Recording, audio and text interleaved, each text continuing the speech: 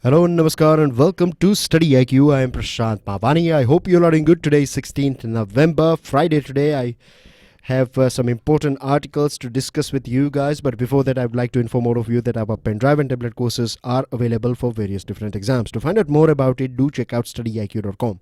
If you have any question or queries regarding it, feel free and give us a call on the numbers that you can see on your screen.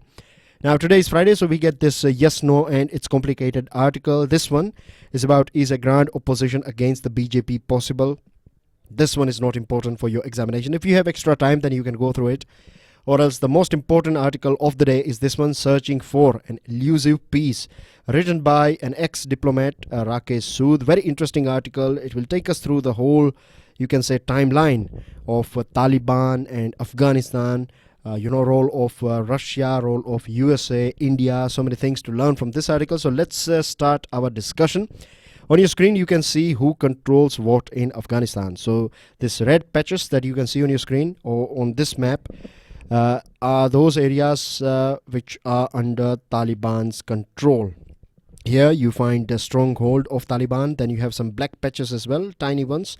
They are under control of ISIS. And then you have this white portion that is under control of government of Afghanistan. Nearly 1/6 of area of this Afghanistan is under, you can say, complete control of Taliban. This red portion, you have some patches where you have, a little bit of government control, a little bit of Taliban control. So it's mix and match when we talk about this red portion. So from this map itself, we can judge this thing that things are not going that well in Afghanistan. Mind you, Afghanistan is a democratic country and it's going through this phase for a very long period of time. Now, the reason why it is in news or is part of this current affairs is because recently a meeting took place in Moscow, that is in Russia, and as you can see on your screen, representatives from Afghanistan, China, Pakistan, Iran, Kyrgyzstan, Tajikistan, Uzbekistan, Kazakhstan, Turkmenistan, USA, India, and one more party. And these people that you can see on your screen, they are representatives of Taliban that is present in Afghanistan. So this is, I think, for the first time we are seeing something like this, and this is for the first time that we find our country, India, sent two seasoned diplomats, right, ex-diplomats, on non-official level to take part in this discussion that took place in Russia. Now, you can understand here that this whole meeting was hosted by Russia. So, the role of Russia is, you can say, pivotal when it comes to Afghanistan's peace process. Now, before moving ahead, I will give you a brief history about this area. See, Afghanistan is a place that was invaded by Russia. We are talking about late 70s and 80s. And at that point of time, Russia was basically USSR. So USSR was, about this expansionist theory. It was trying to get as many countries as possible under its flag. So at that point of time, USA supported with the help of Pakistan, USA and Pakistan together, predominantly USA when it comes to money and weapons. And when it comes to access and other items, training and other things, these things were provided by Pakistan to these Mujahideen fighters. And then later on, these Mujahideen fighters realized that if they have guns, if they have power, if they have people, then they should be ruling over this country called Afghanistan. So then, later on we find this birth of Taliban taking place, and then we know this Osama bin Laden, and then we know 9/11, and after 9/11, USA launched this Operation Freedom, Operation this Enduring Freedom was launched by USA. So it's been going on, this sort of war-like situation is going on for a very long period of time now in Afghanistan. And you can see here that we know this thing, right, that USA is there. Troops of USA are there in Afghanistan for a very long period of time, particularly after this 9/11. And now what we are finding is that this meeting is taking place in Russia. And the relationship between Russia and USA, it's it's a rivalry, cutthroat competition even today is going on between these two giants. So here we can clearly see that Russia is playing a pivotal role in this meeting, as well as this Afghanistan peace process is concerned. The other thing is, this is not the first time. Earlier on as well, things were planned, but it never materialized, or it was never, it never took place because of various different reasons. Like, there were some conditions put by Afghanistan, and this was not acceptable to this Taliban people. Now, USA sent its officials from Moscow, so officially USA took part in this meeting, and this idea of reconciliation is going on from last 1 decade or more than that, because there are so many countries who are involved in this war that is going on in Afghanistan, and particularly after 9/11. We know that British soldiers are there. We have soldiers from other European countries, Australian soldiers. So NATO soldiers, you can say, have took part in this war that is going on. And like some 10 years ago, British soldiers tried to, the British government tried to have a chat or conversation with this Taliban of Afghanistan. They allowed them. This British government was allowing Taliban to carry on with opium trade only because this British government, they wanted to create a sort of an environment where Taliban people can have or they become ready to have a conversation with British government. So this is a brief background about things that have happened so far. Then later on, we find that British, Germans, as well as Norwegians, they started persuading Americans to have a chat with or create this environment where conversation can take place between this NATO group as well as this Taliban. And then we find in 2008, a new president comes in, Barack Obama, and as soon as he takes over this presidential office of USA, he orders a full-scale review. And this is a point where we find that in this full-scale review, the result was, or this you can say the main crux was that this insurgency will end in 18 months. That's what this full-scale review was. It produced a result, or this main answer of this review was that in 18 months, the way things are going on, in next 18 months from 2008, things will be all right in Afghanistan. But this was a miscalculation. It failed. USA started pumping more soldiers, more weapons, and more, you can say, energy to make sure that this target is achieved in 18 months. But we know that it failed, and finally, after a couple of years, USA realized that they don't have any proper option. Right, this war will go on, and it has bleeded this USA as well. For USA, they have lost some 2,300 soldiers in Afghanistan in last 12 years, and they have spent $105 billion if you compare it with the Marshall Plan of rebuilding Western Europe after World War II. If you calculate inflation and everything, then you find that it was $103 billion, and Afghanistan in 12 years they have spent $105 billion. So it's a very costly affair for USA as well. Now one of the main reasons why USA failed is because of Pakistan, because Pakistan is it's a breeding ground for terrorist organization. So because it was supported, Pakistan has always supported this sort of groups. The sanctuaries that you find in Pakistan, terrorist sanctuaries that you find in Pakistan, this was one of the main reasons why USA was not able to get that result. And the reason why USA has to rely on Pakistan and it has no other option is because here you have Iran. Now, relationship between Iran and USA is again cutthroat competition, right? They are arch rivals.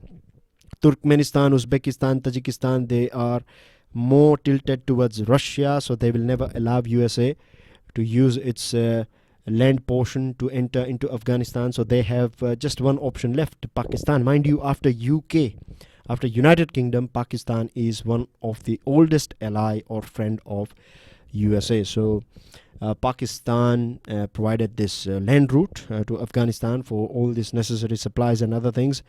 And this Operation Enduring started, and then later on in 2015, this was formally ended as well. So far things are not that good, you can say. Means we can clearly see that both parties, like a British government as well as Russia, or you can also say this US as well, tried its level best to sort out this war, but still even today we know that this thing is going on. This war-like situation is going on.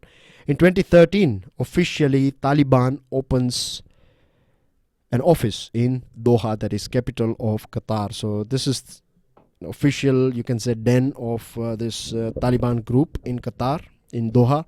And this was allowed by Qatar government, and USA and other countries were bit okay with this plan of you can say Taliban's office in Doha. At least they know a place where they can meet someone, or at least they know that there are a few people out there with whom they can have a sort of conversation. So this was it got a green signal, you can say, from other countries, interested parties or stakeholders. Now what this Taliban people did here, they started raising their flags, right? A flag that is talking about, or it's basically a symbol that they are the ones who are rulers of Afghanistan. So this was not taken very well by USA as well as Afghanistan. And Pakistan, as you know, that we know the profile of Pakistan. So Pakistan was not doing anything about Mullah Mansoor, who was the main man of this Taliban. So finally USA eliminates this Mullah Mansoor in 2016 in Balochistan area. We know what happened with this Osama bin Laden. And in December 2015, Russia, right, on the other side, we find that Russia declares that it is having communication channels with Taliban for exchange of information, because the strange thing about ISIS and Taliban is, like, I can say that Taliban is like a big brother and ISIS is like a small brother when it comes to terrorism, because most of the young lot of Taliban, when the situation in Syria and Iraq was going on, at that point of time, they formed a new group called ISIS or ISIS. So ISIS is a new, you can say, it was a bit energetic. It was at its peak a couple of years ago, but at present it's not that strong as it used to be. But Taliban has displayed a sort of consistency when it comes to terror attacks, which is sad for the whole world. And Mr. Ghani as well tried many a times to have a chat with the Taliban and to create this sort of peace environment. And he achieved a little bit of success during last Eid, when for 3 days there was a ceasefire, because every single day you find some sort of casualties. Every single day you find few people are dying because of Taliban. Like as we are speaking now, right, as we are talking now, we find in today's newspaper, Taliban kills 30 Afghan personnel. So it's going on for a very long period of time now. Now, finally, this Mr. Trump comes in, and Mr. Trump came out with this South Asia policy on Afghanistan. And remember, at that point of time, he was trying to convince us or persuade us to engage in Afghanistan militarily, but we rejected this offer. We said that we are going to stick with just development, or you can say this peaceful support that we are providing to them. That is by creating infrastructure over there, or creating like dams.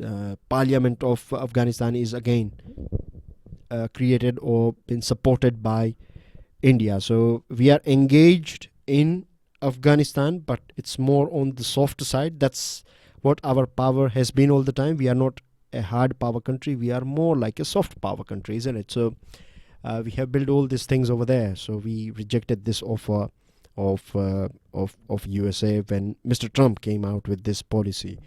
Now, India has supported an Afghan-led and Afghan-owned peace process. That means that if Afghanistan is happy, if the government of Afghanistan is happy with something, then India will support it.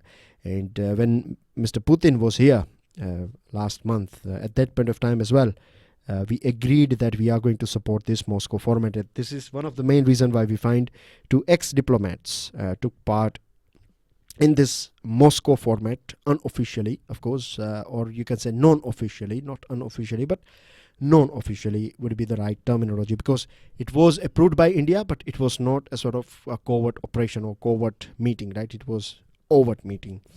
So peace is something that we are still looking for here in Afghanistan, and we don't know when this thing will end, but this meeting is certainly a ray of hope as far as peace in Afghanistan is concerned. So I hope things are clear to you. It was a timeline, right, starting from this inception of Taliban, and I have gone through some important points that we find in this editorial article, as well as I have added some extra points from my side so that you can have a good grip on this particular topic. Very important for our country as far as neighborhood is concerned, because you know that Afghanistan is part of SAARC as well, and it's part of South Asia too.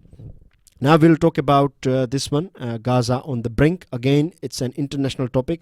Now this topic here, I'm not going to go through this one, and the reason is that we have gone through this Sabrimala case many a times. We have gone through some 7-8 articles or more than that as well. So we have analyzed this thing from various different angles. So let's carry on with this Gaza on the brink. Now let me show you what Gaza is all about. So Gaza is this portion here that you can see, right? This is part of Palestine. You have this big chunk of Palestine that is known as West Bank, and then you have this small strip that's called Gaza Strip. This is here. So it's sharing its border with Israel. In last 10 years, they had some 4 wars, right, between Israel and this Gaza Strip. Now Gaza is ruled by a party, or you can say an organization called Hamas, and Hamas is a bit of a military, or you can say a bit aggressive organization, right? It believes in weapons and things, and means they have always been a sort of trouble for Israel. And even the Palestine, right, this West Bank people, or when I say people, I'm talking about those people who are in power, like President of Palestine. He has also many a times mentioned this thing that Hamas should behave a bit more democratically, but at the same time Israel is also not Israel is a bit of you can say aggressive country, right? They believe in attack is their best defense. That's the theme that we get from Israel's operations or their defense behavior. Now sudden fight in Gaza between Palestinian militant groups and Israel took place. And the main trigger was this spy operation that was executed by Israeli commandos inside Gaza that killed 7 Palestinians, including a Hamas military commander. So because of this spy operation, it triggered this protest, and there are so many people out there in this region, in this Hamas, or not Hamas, but this Gaza Strip. From March 2018, they were heading towards this border that they shared with Israel, and their main demand is that they want to meet, or they want to reunite with their families, because they were expelled in this Arab-Israel war from their homes. Some 750,000 Palestinians were forced out in this war, and they are confined here in this Gaza Strip.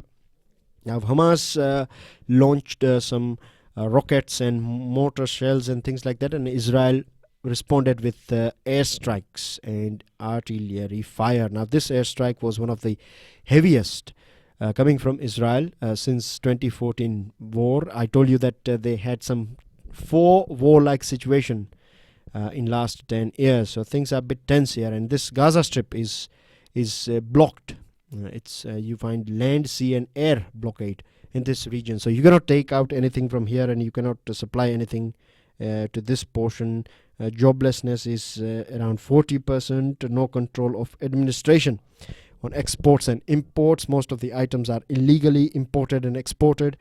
Administration is not even paying full salaries to government employees. There is scarcity of fuel, lack of electricity, as you can see on your screen. Unhygienic conditions are there, so it's a bit tough and it's very difficult. It's inhumane in this Gaza Strip. Now Egypt and Qatar, they tried to mediate these talks between these two parties, but they have not been that successful. So things are not going very well in this part of the world, in West Asia.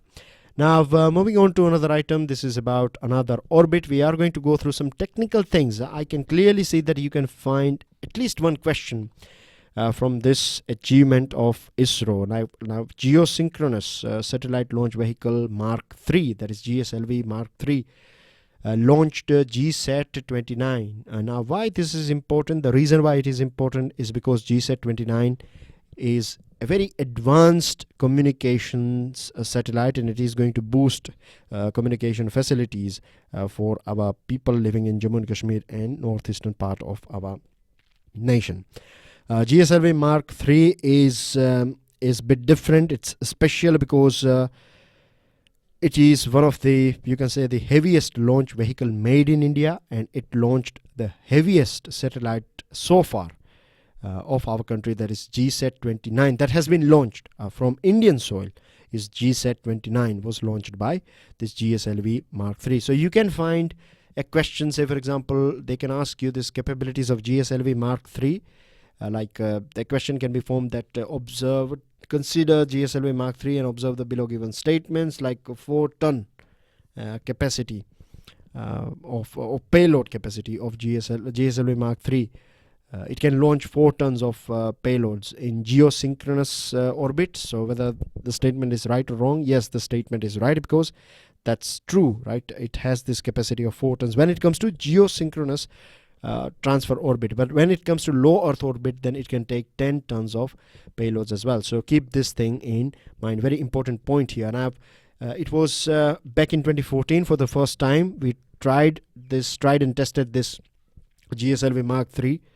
And it was a dummy operation. The proper one took place on 2017, 5th June 2017, when we launched GSAT 19 from this GSLV Mark 3. And the weight of this GSAT 13 was 3,136 kilo. This is the second, you can say, operation or second flight, proper developmental flight of GSLV Mark 3, and in this second flight we have launched GSAT 29, the one that we were talking about. So now it becomes this part of, this operational, it is declared operationally fit, and now it is part of this GSLV and PSLV. It's more like it's going to be our future workhorse. That's what scientists say. As far as fuel is concerned, or propellants are concerned, it has liquid, solid, and cryogenic. Cryogenic is a thing that deals with very low temperature. So that's everything about this another orbit, or this special launch.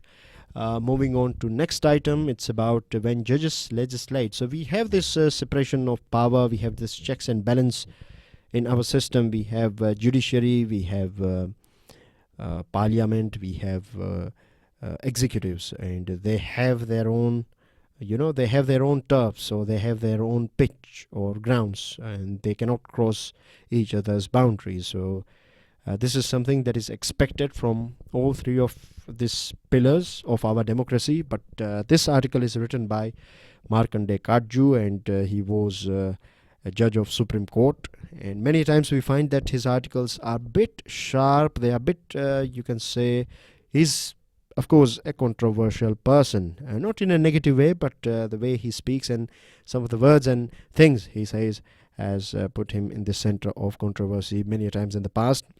Nowadays you don't find him that much in news, but back in 2012, 13, 14, he used to be there many times in the Hindu newspaper because of something and something. And I'm not saying that he is illogical. Generally speaking, what I have observed, he has been logical as well, but sometimes you can say okay, but most of the time you have to listen to when he's saying, right? So is a person who is someone who you cannot ignore. You have to listen to him at least once. I'm not saying he's too important, but he will draw your attention. So he writes this article when judges legislate, and there has been two occasions. Back in 1991, Union of India versus Devki Nandan Agrawal case. In this case, it was clearly stated by Supreme Court that the power to legislate has not been conferred on the courts. And the second one is Suresh Sheth versus Commissioner, Indore Municipal Corporation, 2005. And here as well, Supreme Court said same thing. But when we go through these cases of recent past, like in 2017, Arun Gopal versus Union of India, Supreme Court fixed timings for bursting Diwali firecrackers and prohibited the use of non-green fireworks. And then MC Mehta versus Union of India 2018. Here again, Supreme Court talked about this thing that BS6 vehicles cannot be sold.